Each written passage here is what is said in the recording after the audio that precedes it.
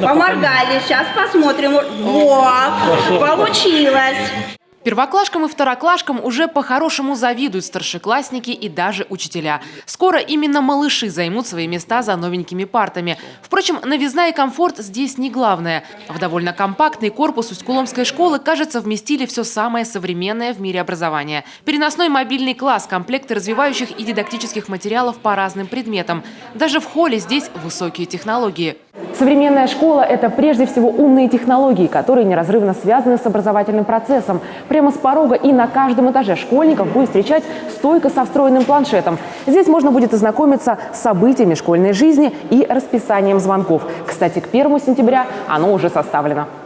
На этом интерактивном экране будут транслировать ролики, которые выпускает школьная телестудия. А еще прямо в рекреации шведская стенка и даже гольф.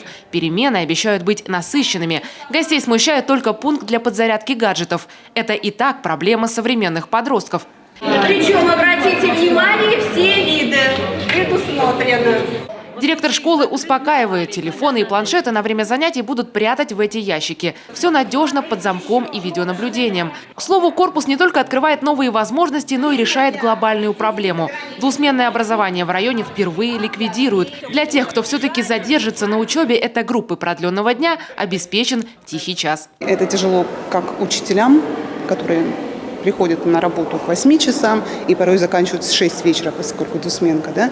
И, естественно, это тяжело и детям.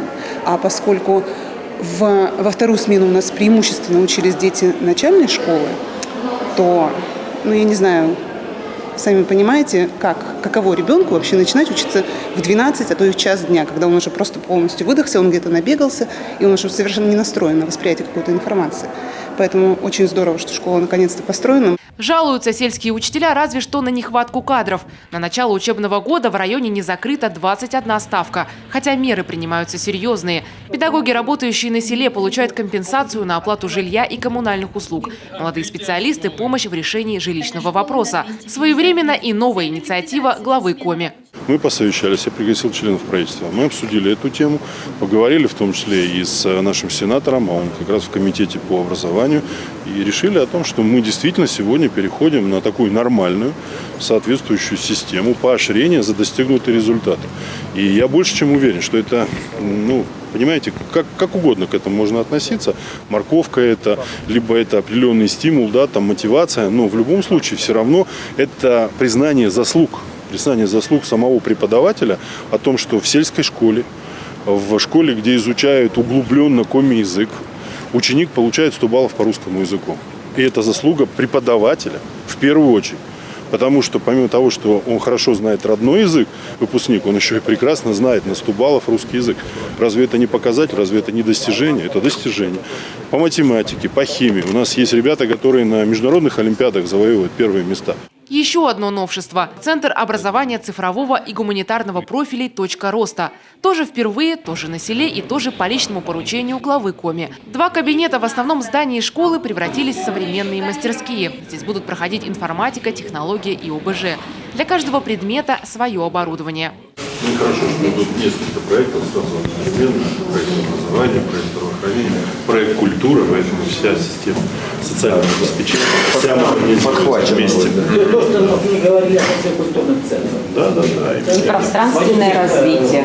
Подобные центры откроются в школах Усть-Кулома, Устнема, Зимстана и Пожига. Стоимость каждого – 1 600 000 рублей. Все это составляющая национального проекта образования. У нас откроется 22 точки роста. Вот в эти дни мы начинаем именно с Усть-Куломского района. У нас открываются новые объекты образования. Вот сегодня корпус школы. 2 сентября еще в Сыктывкаре откроется еще одно учебное инновационное заведение. У нас отремонтированы спортзалы, сделаны спортплощадки на территории образовательных организаций. У нас продолжается реализация мероприятий «Успех каждого ребенка». Мы открываем Дом научной коллаборации 2 сентября во взаимодействии с опорным университетом. Как часть нацпроекта и будущая школа на 400 мест в Помоздино. Сегодня объект готов примерно на 40%. Из-за погоды сроки значительно сдвинулись. Подрядчики соседней Архангельской области обещают завершить работу к следующему учебному году. Но для этого придется ускориться. Со дня на день будут привлечены дополнительные рабочие силы. 98% кладка выполнена, на 90% сделаны перекрытия. второго этажа. Сейчас начинается стропильная система крыши основания. Но из-за дождей, соответственно, у нас очень, как сказать, сдвинулись.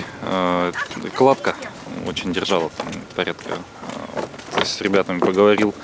За месяц, 4-й день всего дождей нет. То есть, понятно, людям приходится работать в дождь, это очень сильно сдвигает сроки.